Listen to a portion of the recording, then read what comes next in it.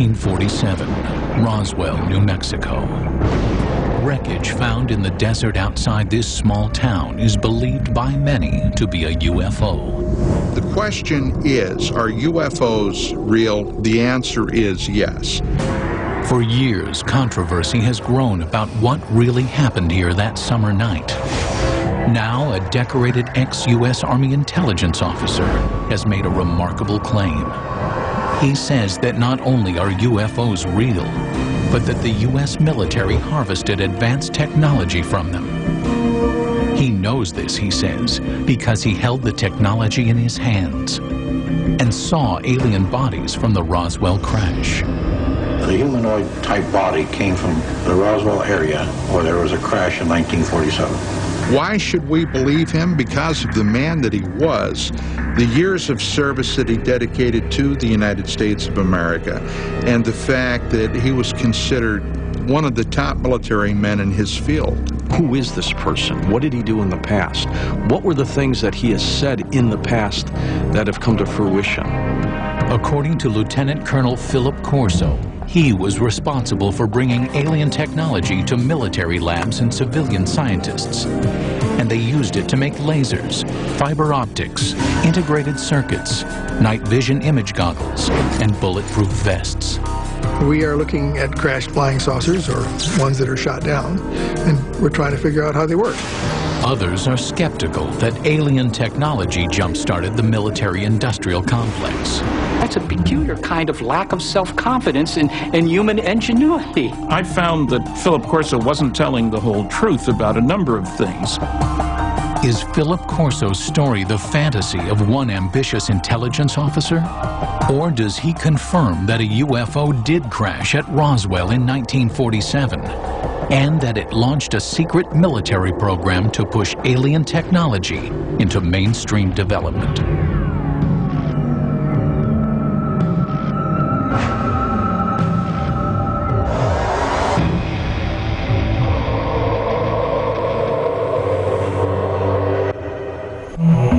Summer 1947.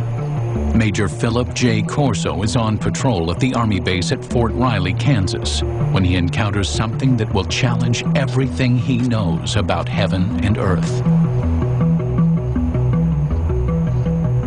Corso was a career military man, a respected intelligence officer, and an artillery commander with his finger on the nuclear button.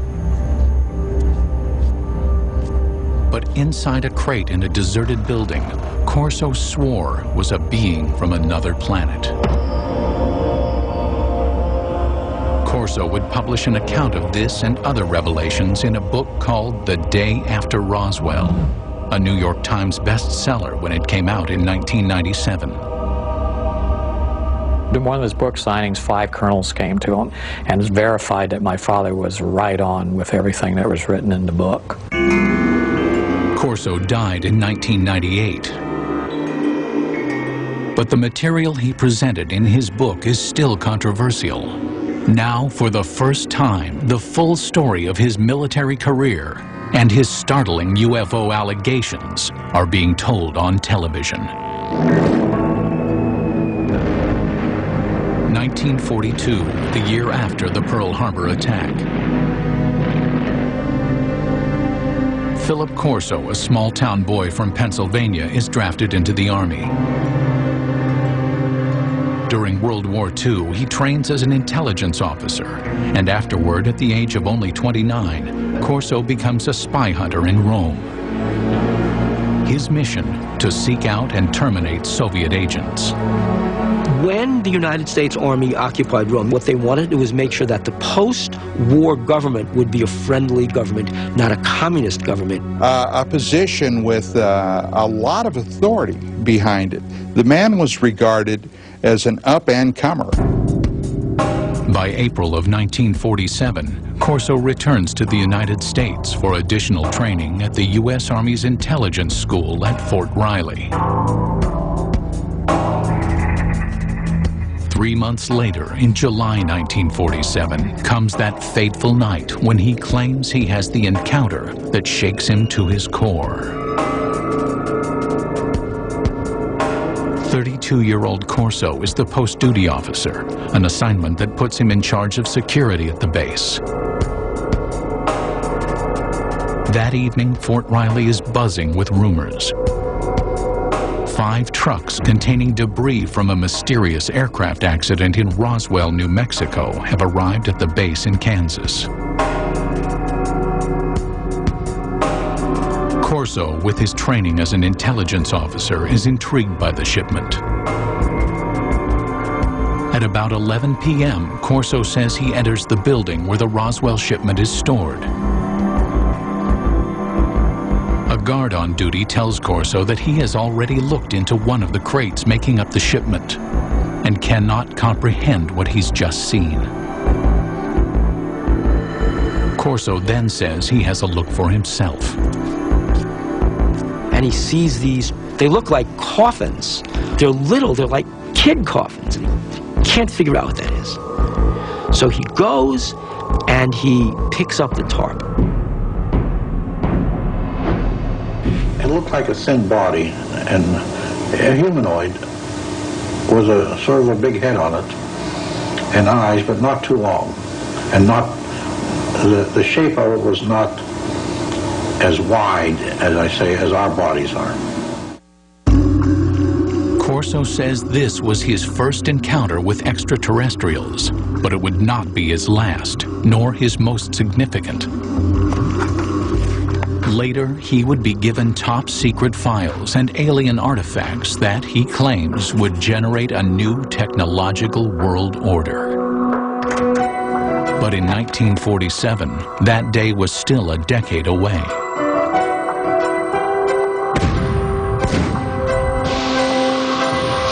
The outbreak of the Korean War in 1950 puts a hold on Philip Corso's ruminations on extraterrestrial beings. Corso joins General Douglas MacArthur's staff as an artillery targeting specialist for UN forces. After the 1953 armistice, he remains in Asia, serving as an intelligence officer repatriating American and Allied prisoners of war. I came to know Phil Corso because he had been a special projects officer in the Far East Command for prisoners of war under MacArthur, and then later held the same role and capacity for the National Security Council as a staffer in the Eisenhower White House. According to his military records, in July of 1953, Corso is promoted to the rank of lieutenant colonel.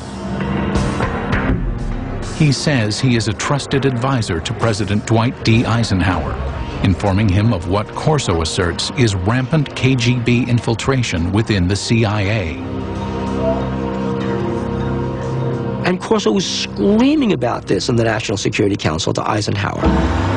Corso states that Eisenhower rewards him with his own combat command. In 1957, military records confirm Corso is placed in charge of an artillery battalion at Red Canyon Missile Range.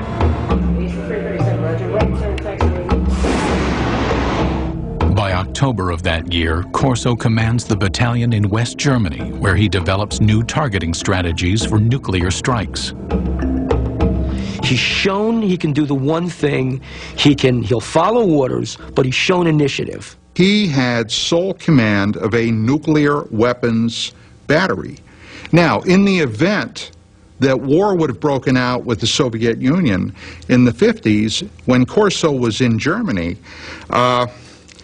he would have had sole authority to release his nuclear weapons. But after Corso returns from Germany, his career dramatically changes direction.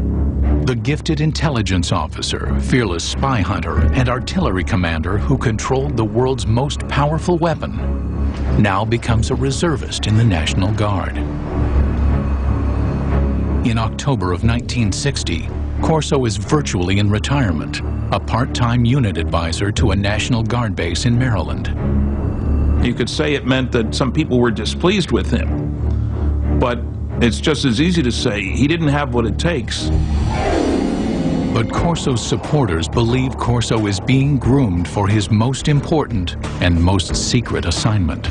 Now there is a big green hand running his career. That big green hand is the hand of Arthur Trudeau. Philip Corso has a powerful mentor in Lieutenant General Arthur Trudeau. A West Point graduate, class of 1924, Trudeau quickly gains a reputation as a forward-thinking officer, comfortable with high technology. In the Cold War era, he pioneers technological training for intelligence officers, and by 1958 is named Director of Army Research and Development. When Trudeau gets a chance to appoint a deputy, he brings Corso over, and thus begins Corso's stint in Army R&D. General called me and said, "Don, established Foreign Technology Division, and you're the chief of it. And you got an office down next floor under me." Through this point in his career, Corso's Army job history is easily verified by examining military records. Look, he did work in the Pentagon. His office was there. I have the roster. And he worked for General Trudeau, and he certainly knew him well. There's no question about that. But after his Pentagon appointment, the paper trail of his career is harder to follow, and his assertions more difficult to confirm. Corso wrote that his Pentagon job entailed analyzing foreign military hardware, such as helicopter armament developed by the French, or the British military's vertical takeoff and landing fighter. Then the technology would be reverse engineered.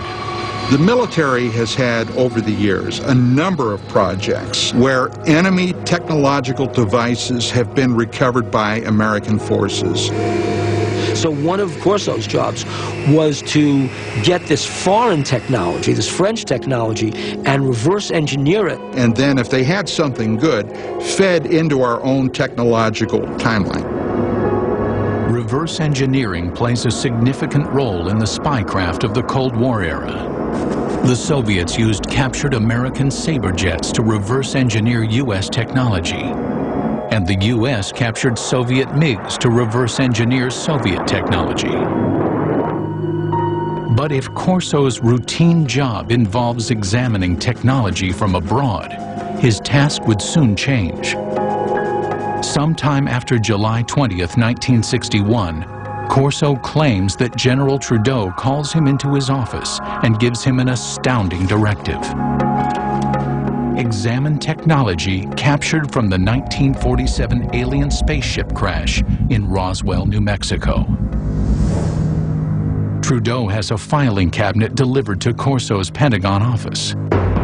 Inside, Corso says, is proof positive of aliens visiting Earth, and alien technology that Corso insists he will use to change the world. In 1947, Philip Corso claimed to have seen alien bodies from the infamous UFO crash near Roswell, New Mexico. Corso's description is consistent with those who claim to be eyewitnesses to the crash. The aliens, according to these witnesses, were 4 small human-like beings with 4-fingered hands, thin legs and feet, an oversized head, and large almond-shaped eyes. These descriptions purportedly appear in these classified documents prepared by government investigators. To this day, the documents have not been authenticated.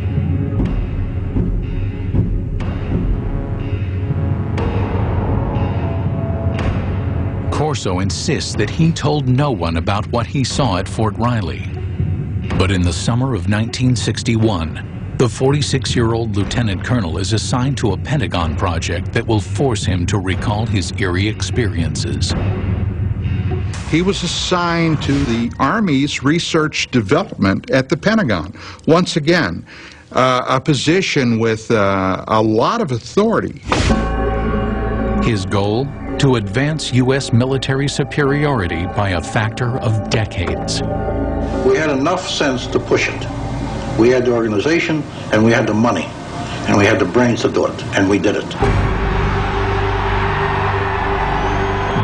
Cold War era, Corso says, there was great government concern that the Russians would gain access to the alien materials.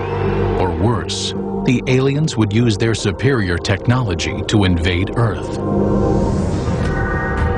According to Corso, an ordinary filing cabinet contains the extraordinary artifacts of the Roswell crash.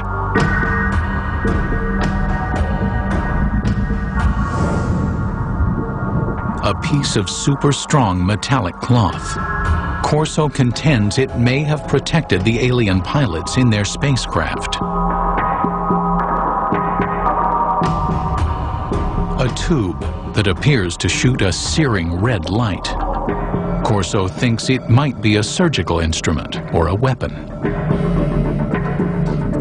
An alien-made headband that, according to his military reports, might have been used to transmit thoughts or control the alien craft. An imprinted set of miniaturized circuits, perhaps a prefabricated microcircuit.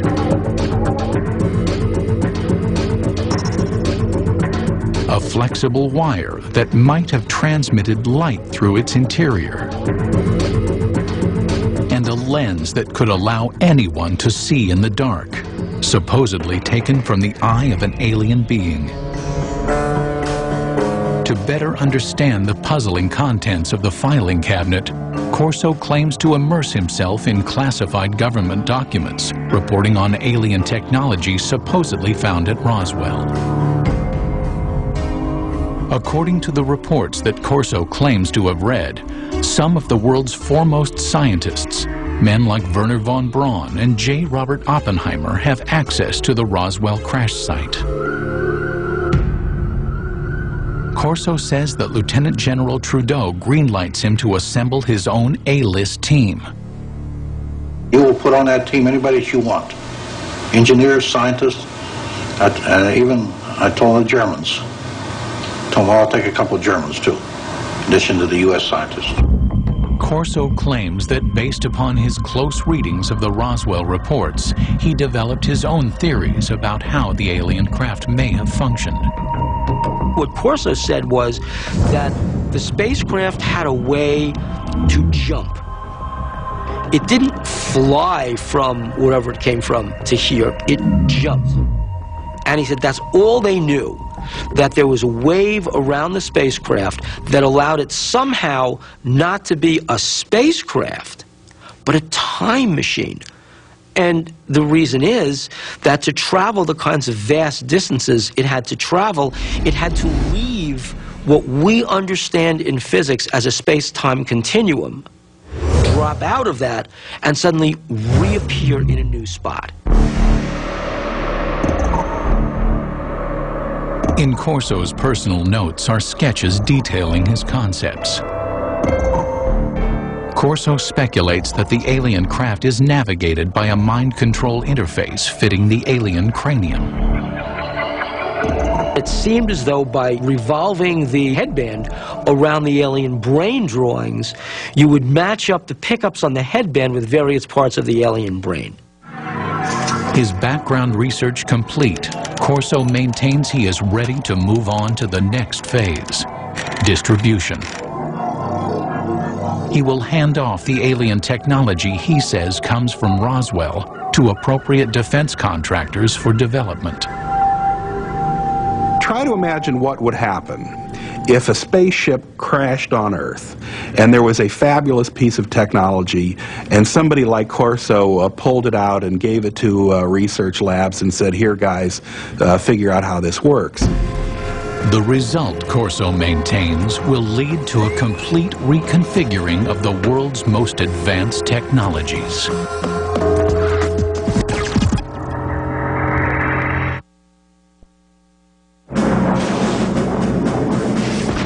In the early 1960s, America's military might is directed toward fighting the Cold War. Lieutenant Colonel Philip Corso wants to bring alien technology from Roswell into the fray. By the end of the summer of 1961, he maintains that he begins to contact military weapons labs about his alien artifacts. Now, the Army laboratories also had civilian scientists there, and they developed this relationship of handling classified material. Phil Corso felt very comfortable working through the Army laboratories to the civilian scientists because the clearances were all taken care of by the laboratory. America is dotted with top-secret high-tech labs where civilian scientists work on sensitive military projects. Los Alamos, home of the Manhattan Project, is perhaps the most famous. But in 1961, Fort Belvoir in Virginia is quietly working on a decade-long project to develop night vision engineering. Corso claims he makes this lab the first he approaches with alien technology. In order to get these things reverse engineered properly, you couldn't just take this to a Radio Shack. I mean, it had to go to a place where somebody would understand the technology. According to Corso, Roswell eyewitnesses report that the alien craft has image-intensifying technology. If one went inside the ship and looked out, the world outside would look as bright as day, even at night. There is also, according to Corso, a lens taken out of an alien's eye that has light-enhancing properties. No one knows how the two are related, says Corso, but he knows their potential value. Corso maintains that by the late summer of 1961, he helps researchers at Fort Belvoir by showing them the alien light-enhancing lens and possibly other light-enhancing technology from the Roswell craft. This was a kind of technology that, although we think we have a very clear line of development going back to the Second World War, we take a look at how this technology has literally geometrically exploded over the years. Now, can this be attributed to this technology that was picked up at Roswell, according to Corso? Well, according to him, it can be. Corso says he wasn't able to further develop the alien mind control interface. His theory was that it would only function with an alien brain. But this momentary setback, he claims, didn't forestall development of another Roswell artifact, an imprinted circuit of mysterious design. We also had a little charred chip. Small thing, maybe 3/8 of an inch, square, 2 threads coming out, and a little window in the center with thin wires. These came from Roswell. We didn't know exactly the function of the integrated circuits, but we suspected that these were circuits, electrical circuits. Corso asserts that he brings the object to Bell Labs, which had developed the transistor 14 years earlier. He says scientists there were able to analyze and later recreate the alien microchip. What would happen if something like that were to occur? Well, what would happen is, in a very short time, the world would be transformed radically. There's no doubt that after the development of the integrated circuit in the early 1960s, the world is transformed. Electronic devices from the cell phone to the laptop computer become reality. Corso claims the Roswell microchip was supposedly damaged from the crash, but that in his possession is another alien object, this one apparently fully functioning. He knows from reports that when people were shining this thing around, it caused burning on the surfaces that it was aimed at. Corso says he reads classified military reports speculating that the artifact from Roswell, apparently capable of burning holes in walls, is some kind of cutting tool, perhaps used for surgery. At Hughes Aircraft from the late 1950s into the early 1960s, researchers have been working on what would become the first laser tracking and targeting devices for military aircraft. But engineers have run into a snag in their efforts to create a practical device. That is, Corso asserts, until he shows them the alien cutting tool. It did accelerate after 1960-61 because people figured out new ways to make lasers. And as the science advanced, the engineering advanced. Corso's filing cabinet reportedly contains another treasure from the Roswell trove. It was glass tubes. And they emitted different color lights. And those were sent to Bell Laboratories.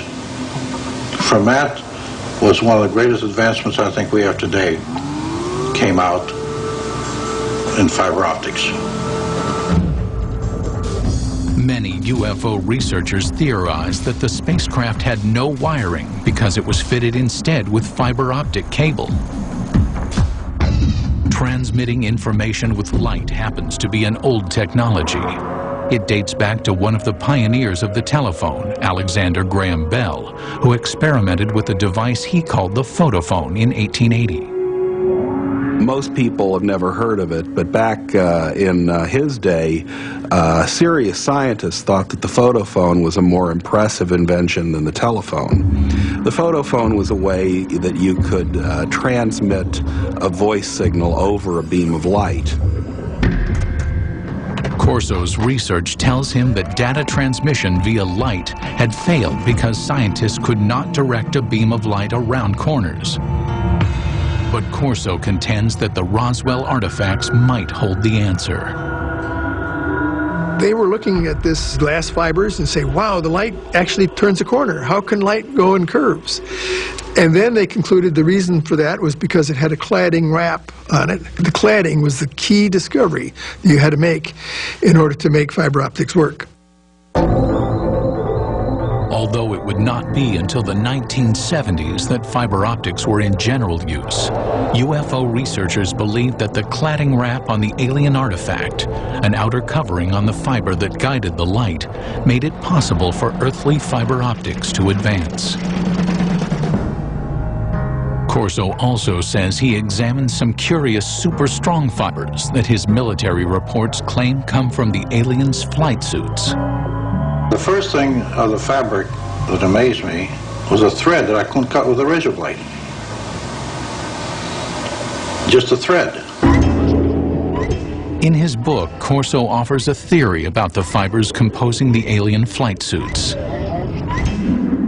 The alien bodies, probably the more vulnerable aspects, were protected from what had to be incredible energies by the super tenacity of the fabric, which somehow formed a shield. And Corso said they didn't put these on, they were woven around them. In other words, they spun them like a cocoon. According to Corso, he wonders if these super strong fibers could be developed into super strong bulletproof shields for law enforcement and military use. Corso said that the Army tried to bring it to the University of Colorado to try and fabricate this technology. The mid-1960s saw great advances in super strong fabrics that used polymer technology, the type of molecules that Corso claimed were present in his alien fabric. In 1965, Kevlar was invented, a fabric that would be used in bulletproof vests. More proof, according to Corso, of the impact of alien technology. There's no denying that the period Corso works in the Pentagon coincides with a period of rapid technological growth in the United States. Corso's supporters say alien technology played a role, but others see things very differently.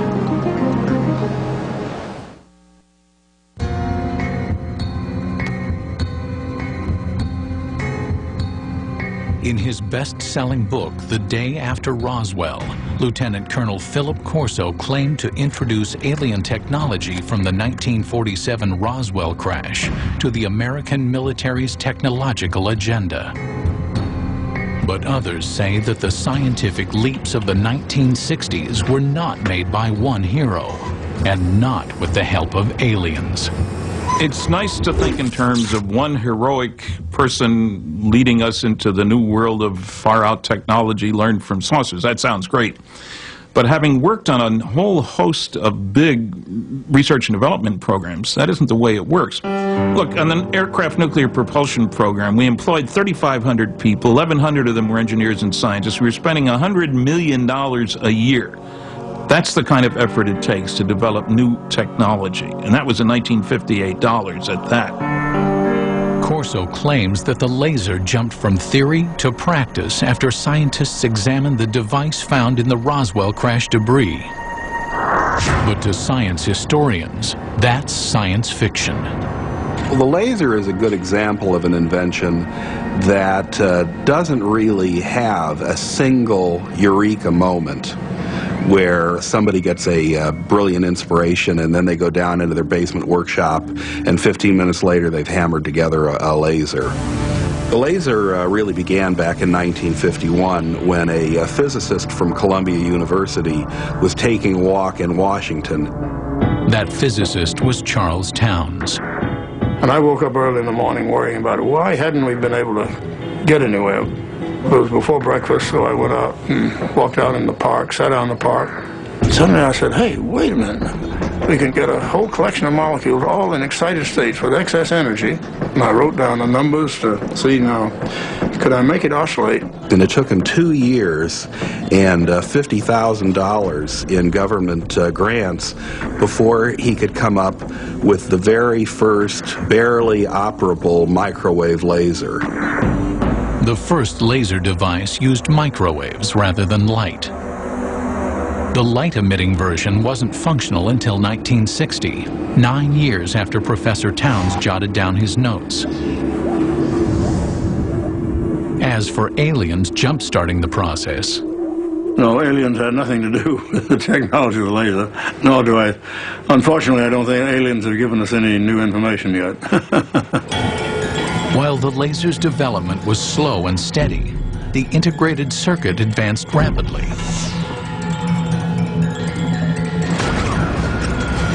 But the greatest progress was made by scientists well after Corso retired. The real breakthrough happened in 1971 when a guy named Ted Hoff conceived of the idea of putting an entire microprocessor on one piece of silicon, a computer on a chip. Basically, what happens in an integrated circuit is that you are controlling the flow of electrons, or actually, in some cases, the absence of electrons. Ted Hoff, known as the architect of the microprocessor, started working on integrated circuits in 1968. Hoff disputes Corso's claim that an alien chip captured from the Roswell crash made an earthly version conceivable. If you have a crash scenario, there's presumably damage done, and that damage may make the device even harder to analyze. And even if you had the device, you'd really want a context. If you had seen this device in those days and had no context to put it in other words, what's it used for, you'd even have less chance of understanding it. Hoff also says that to reverse engineer an integrated circuit, as Corso claimed happened in 1961, you would need a scanning electron microscope, which was not invented until 1966. Even looking at devices today, the resolution of the devices are such that ordinary optical microscopes really don't reveal them. So you'd need something more sophisticated. I don't think at that time anybody would have been able to figure out what it was. Philip Corso also claimed that his alien fiber optics cable inspired scientists. But science historians don't support his assertion because fiber optics required a convergence of technologies occurring over decades of development. The idea really became interesting in 1965 when lasers were available and people suddenly realized there was a commercial use for fiber optics. So shortly after that, the project was tackled by a trio of inventors at Corning, and they came up with a successful fiber optic in 1970. The highly directional light of a laser improved signal strength. The team of researchers at Corning Glass created a form of fused silica. This super pure glass material was capable of carrying 65,000 times more information than copper wire. This made fiber optics commercially practical, 10 years after Corso claimed to have accelerated the technology. That's the real achievement that Don Keck and Peter Schultz and Bob Maurer came up with when they were at Corning. It was coming up with this completely unexpected way to make glass. Corso also stated that he inspired a quantum leap in image enhancement technology. But science historians say the technology of turning night into day was also decades in the making. Progress increased so incrementally. It goes all the way back to the 1940s when image intensifying radar scopes were issued to Allied troops in the Pacific Theater. The first night vision gear employed thermal imaging. Developed by the Germans during World War II, it brought heat energy into the visible spectrum using an infrared light and a receiver. Then, by the early 1960s, William Spicer, a Defense Department researcher, had created image intensification technology. Fort Belvoir scientists built upon his work. Image intensification requires no additional light. Functioning like a radio receiver for light waves, it amplifies existing light. Today's image intensifiers are small enough to be worn as goggles and are capable of amplifying light by a factor of 35,000. Scientists suggest that if Corso really had an alien image enhancer, showing it to researchers in the 1960s did little to advance the technology's measured progress. The engineering that was required just progressed at a very slow rate. Making night vision work was largely the result of really brilliant engineering. Finally, according to technology experts, Corso's super tenacity fibers came not from alien spacesuits, but from years of research by a scientist named Stephanie Kwolek, who worked at the DuPont Company. She learned how to organize super strong chains of atoms in 1965, and by 1971, Kevlar was on the market. The theory that something like Kevlar came off a flying saucer strikes me as being insulting to someone like Stephanie Kwolek, who poured enormous amounts of effort, years of her life, tremendous dedication and brain power went into cracking the secrets of nature. Furthermore, some skeptics insist Lieutenant Colonel Corso simply didn't have the technical background to run a reverse engineering program.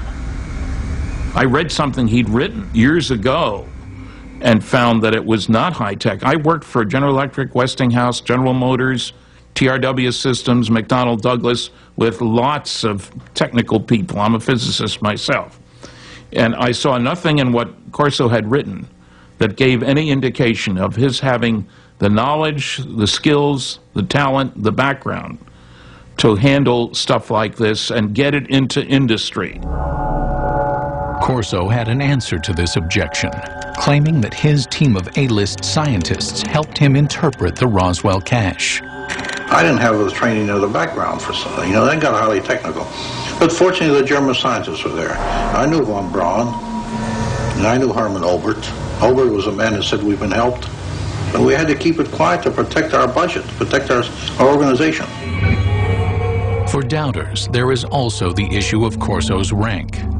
A lieutenant colonel, some argue, wouldn't be running things as Corso claimed he was. I think an indication of his value to the military would have been given by the fact that he was not a full colonel, despite all his years in service.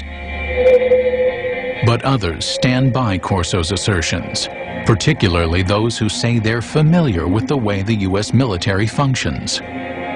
Back in those days, you know, a lieutenant colonel had a lot more authority and position than a lieutenant colonel today has. And even today, you've got lieutenant colonels doing quite a bit of the important tactical and even strategic planning and operation.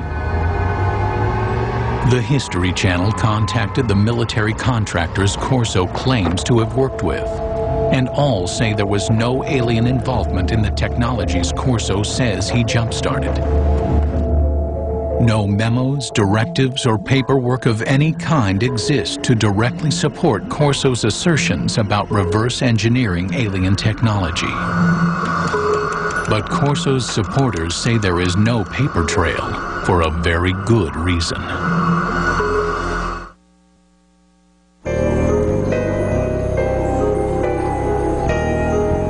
Among those who believe there was an alien crash near Roswell, there is consensus on one concept. The U.S. government systematically suppressed the truth. The government of the United States and other governments around the world have gone out of their way to keep that wrapped up inside a riddle that's smothered by an enigma. Philip Corso says he also had to keep his reverse engineering program under wraps. We couldn't discuss it. We made a decision. It cannot be discussed outside of us. We're doing good. We have the authority, we have the money for our R&D projects. Well, that's fine. Let's keep it that way. Let's not get mixed up in the murky area of whether they exist or not. As for Corso's contributions to the advancement of science, skeptics say that the technology he claimed to have pushed forward was ready to emerge anyway. As proof, they offer up the mind control headband, one alien technology that Corso did not claim to develop. Today, it's well on its way to becoming a reality without his help. Since the 1970s, scientists have been experimenting with using EEG readouts of brainwaves to provide feedback and change behavior. It's now possible to use EEG feedback games like this one to learn how to manage brain states.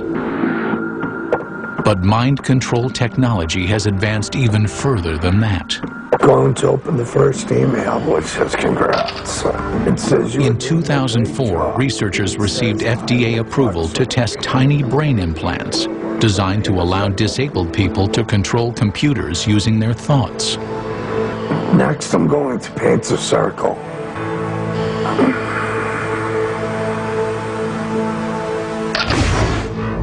UFO researchers say the government's supposed cover-up may forever obscure the facts of Roswell, and therefore also obscure the truth about whether alien technology played a supporting role in the development of fiber optics, super-strong fabrics, lasers, integrated circuits, or battle-ready image enhancement. Some people think that, for example, aliens intervened in 3500 BC in Egypt to help the Egyptians build pyramids. You know, well, doggone it, the Egyptians of 3500 BC were fully capable of putting big blocks on top of other big blocks, right? If the Egyptians had suddenly developed cell phones or something like that, then I would say, okay, there's intervention there. But that's not what they did. But while Lieutenant Colonel Philip Corso might be questioned, his ideas deemed controversial, and his predictions dismissed as the stuff of science fiction, his impact on UFO legend and lore can never be minimized. The military, the Pentagon, the government of the United States does not give that type of authority to a loose cannon. This man was highly regarded, highly respected.